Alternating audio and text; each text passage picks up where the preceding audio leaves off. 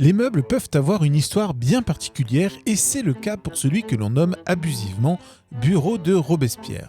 Il est conservé au musée des Archives nationales.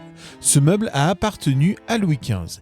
Il avait été commandé pour la résidence royale de Choisy. Ce bureau, fabriqué par l'ébéniste Antoine-Robert Gaudreau, est un chef-d'œuvre du savoir-faire français. Livré en 1744, après avoir servi à Choisy, ce bureau a été conservé dans les collections du garde-meuble de la Couronne. Il a même servi au commissaire général de cette administration, Marc-Antoine Thierry de Ville-d'Avray, comme bureau d'apparat.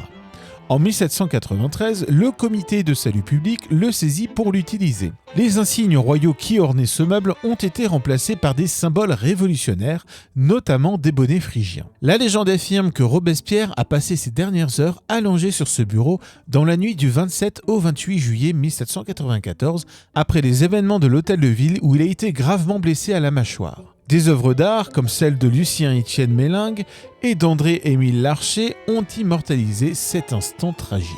Pour percer la lourde histoire de ce bureau, les Archives nationales ont sollicité Philippe Charlier, médecin légiste et habitué pour mettre la science au service des mystères historiques. Ce dernier a analysé les taches présentes sur le revêtement de cuir du bureau, tentant de déterminer leur origine.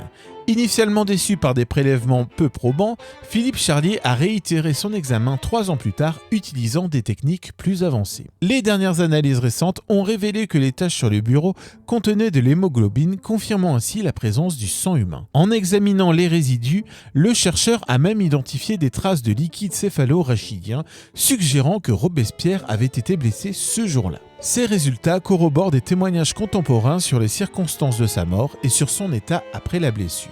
Les travaux de Philippe Charlier, basés sur les dernières méthodes scientifiques, mettent en lumière non seulement la fin brutale de Robespierre, mais aussi l'importance de ce meuble dans la mémoire collective française. Abonnez-vous, à bientôt.